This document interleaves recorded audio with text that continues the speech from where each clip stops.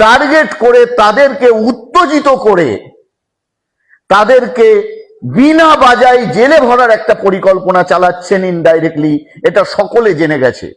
শুধু মসজিদ নয়, যে কোনো জায়গা থেকে 50 ডেসিবেলের উপরে আওয়াজ করা যাবে না। বাংলায় আজান কেন হবে? বাংলায় আজান হবে না আজকে হচ্ছে, শুনতে পাচ্ছেন কোথায় আপনি? জোর করে কাউকে আজান বা ভজন শোনাবার দরকার নেই। এখন হঠাৎ করে 3 মিনিট 4 মিনিটের মাইকে আজান নিয়ে প্রশ্ন উঠছে কেন? কি চাইছেন ওনারা? যে ইংরেজদের চাটুকারিতা করেছিল এরা, ইংরেজদের দালালি করেছিল এরা, আজকে অনেকে তারা গদিতে বসেছে। তো ভারতের সংবিধান পড়েনি, সংবিধানে সকলকে সমান অধিকার দিয়েছে। পশ্চিমবঙ্গে 3 মাসের বিজেপি সরকার উদ্দেশ্য প্রণোচিত ভাবে একের পর এক মুসলিম সম্প্রদায়ের উপর কখনো ডাইরেক্ট কখনো ইনডাইরেক্টলি বার করে মুসলিম সম্প্রদায়কে উত্তেজিত করার চেষ্টা করছেন। হ্যাঁ, এটা বাস্তব কথা। সর্বপ্রথমে কুরবানিকে বাধা দেওয়ার জন্য গোহত্যা আইন, দ্বিতীয় বলৎকারীকে বিনা বিচারে নির্দোষ সাবিত করে তাকে অর্থ সাহায্য করা এবং তার বাড়ির লোককে চাকরি দেওয়া, 3 নম্বর জিহাদি সন্ত্রাসবাদী বলা, 4 নম্বর জুম্মাবাড়ি বলে আখ্যা দেওয়া। তাতেও যখন মুসলিম সম্প্রদায়ের মানুষ তারা ধৈর্য ধরে দেশের জন্য শান্ত রয়েছে, তখন নতুন করে একটা ব্যাটসম্যান নিয়ে এলেন তাসলিমা নাসরিনকে। সেটাতেও যখন কাজ হলো না, এখন পড়েছে মুসলমানদের মসজিদের মাইক বা লাউড স্পিকার খুলে নেওয়ার জন্য। তাই আমি একটা কথাই বলবো, পশ্চিমবঙ্গের মাননীয় মুখ্যমন্ত্রী, সময়ের চাকা কিন্তু টিক টিক টিক টিক করে ঘুরতে থাকে। আপনি সংবিধানের ওপর নয়, আপনি আইনের উপর নন, আপনি কেবলমাত্র বর্তমানে পশ্চিমবঙ্গের মুখ্যমন্ত্রী। যেমন বিগত দিনে আরো মুখ্যমন্ত্রী ছিল ঠিক তেমন। আপনি এটা ভেবে নেবেন না যে আপনি পশ্চিমবঙ্গের সাধারণ মানুষের গডফাদার, তাই আইন সকলের জন্য সমান করবেন এবং সংবিধান এবং আইন মেনে কাজ করার চেষ্টা করবেন। আপনি প্রতিনিয়ত মুসলিম সম্প্রদায়কে টার্গেট করে তাদেরকে উত্তেজিত করে তাদেরকে বিনা বাজায় জেলে ভরার একটা পরিকল্পনা চালাচ্ছেন ইনডাইরেক্টলি, এটা সকলে জেনে গেছে। তাই আমি বিশেষ করে পশ্চিমবঙ্গের মুসলিম সম্প্রদায়ের মানুষের কাছে বলবো, ভয় খাবেন না। গণতান্ত্রিক পদ্ধতিতে আন্দোলন করা আপনার মৌলিক অধিকার। আর বিশেষ করে অন্যায় যে করে আর অন্যায় যে সহ্য করে, দুজনারই সমান পাপ। তাই অন্যায়ের প্রতিবাদ করতে হবে। আসুন গণতান্ত্রিক পদ্ধতিতে আমরা আন্দোলন করতে থাকি। এবং বিশেষ করে যে সমস্ত মসজিদের মাইক বিনা নোটিশে খুলে দেওয়া হবে, তাদের কাছে অনুরোধ করব, আপনারা জানেন এটা একটা রুলস বা আইন আছে যে 1 ডেসিবেলের ওপরে আপনি সাউন্ড করতে, বেশি জোরে সাউন্ড চালাতে পারেন না। তাই সেই লিমিট মেনে নেবেন। তারপরেও যদি আপনার মাইক বা মাইক্রোফোনকে খুলে নেওয়া হয়, একটা গ্রাম থেকে 10 জন 15টা 20টা করে হাইকোর্টে মামলা করবেন। কার নামে করবেন? যে অফিসার আপনার মাইক খুলতে আসবে তার উচ্চপদস্থ অফিসার এবং পশ্চিমবঙ্গ সরকারের উপর।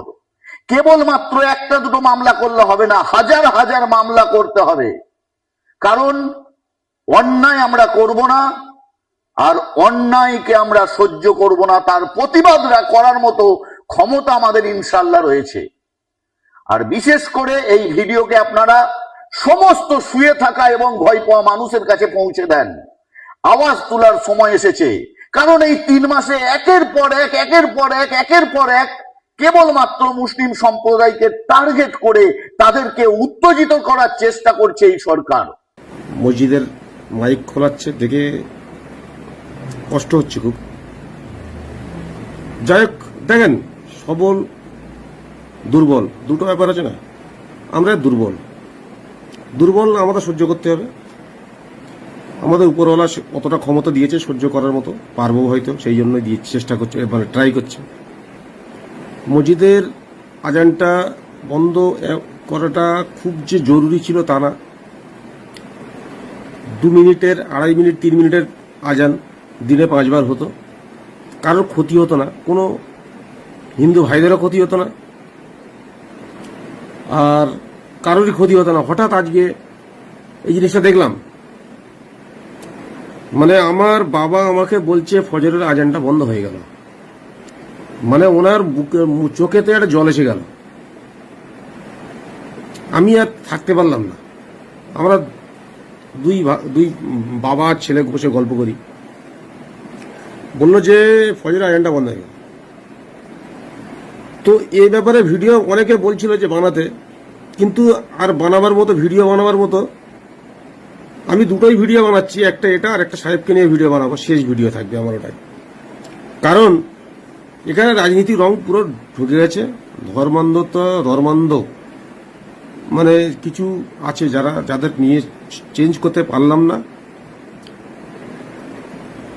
তাহলে কি আমি আবার প্রশ্নও করতে পারবো না, কারণ প্রশ্ন যদি করি তো আমি সরকারকে প্রশ্ন করতে হবে। সরকারকে যদি বলি যে আপনাদের ভোটের টাইমে আপনারা যে মাইক টাইক বাজিয়ে প্রচার করেন, তাহলে ওটা কি বন্ধ থাকবে না চালু থাকবে ওটা? আর শুধু কি মুসলিমদের জন্য এটা হলো, না আর একটা আরো ধর্ম, সব ধর্মের মধ্যেই এটা হলো, এটাও দেখতে হবে। অনেক চিন্তা ভাবনা করে ভিডিওটা তৈরি করলাম। আমার আর সত্যি কথা, মানে যে সময়টা চলছে আমরা পিছনের দিকে চলে যাচ্ছি, আমরা ধর্মযুদ্ধে পড়ে গেছি। কেউ মুসলিমদের দেখতে পাচ্ছে না, সে মুসলিমদের নিয়ে উল্টোপাল্টা কথা বলছে, আবার মুসলিমরা আবেগে পড়ে আবার তাকে উল্টোপাল্টা কথা বলছে। এইভাবে চলতে চলতে তো আমরা পেছন থেকে চলে যাচ্ছি।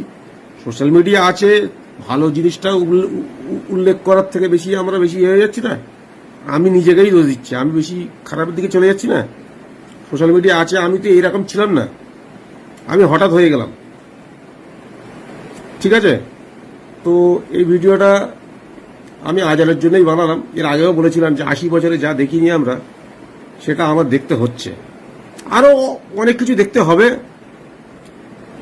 উপরওয়ালা আল্লাহ যে আমাদের শক্তিটা দিক, যেন আমরা সেই সামর্থ্যটা রাখতে পারি, যেন সেইভাবেই যেন সংযম হয়ে থাকতে পারি, যাতে কোনো বিশৃঙ্খলা না সৃষ্টি করতে পারি, বিশৃঙ্খলা যেন সৃষ্টি না হয় আমাদের জন্য। যদি কিছু লোকের জন্য যদি আমাদের এটা ত্যাগ করতে হয়, তাতেও আমরা খুশি।